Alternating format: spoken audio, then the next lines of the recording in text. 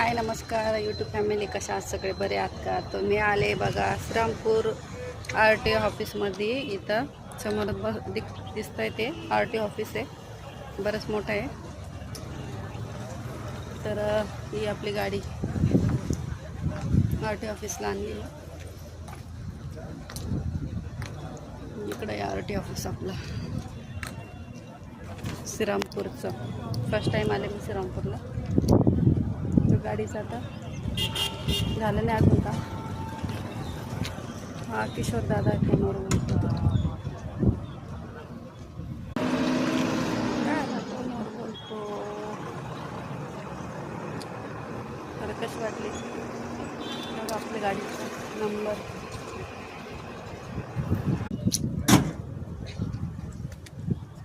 झालं का काम? माझ्याकडे नाही, दादाकडे.